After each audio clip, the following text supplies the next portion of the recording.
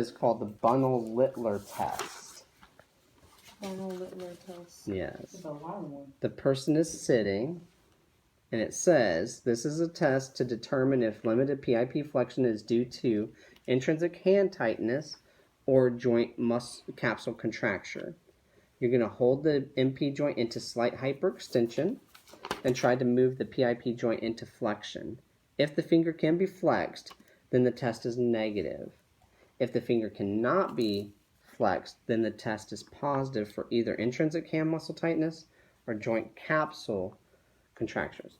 To determine if it is intrinsic hand muscle tightness or joint capsule tightness, then slightly flex the MP joint and move the PIP joint into flexion, right?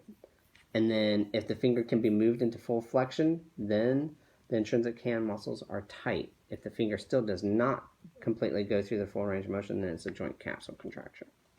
Okay? So look, this is how I do it. So you're going to hold the MP joint into slight extension, right? And then you're going to flex the PIP joint. If the PIP joint can go through full flexion with the MP joint hyperextended, then that's a negative test. If I can't move her finger through full flexion with the MP joint extended, right? If I can't move it through the full range, then that's a positive test for either intrinsic hand muscle tightness or joint capsule contracture. So now I need to find out which one is it. So to find out which one it is, I have to flex the MP joint. Okay? I have to flex the MP joint, and then I try to move the PIP into flexion. Okay?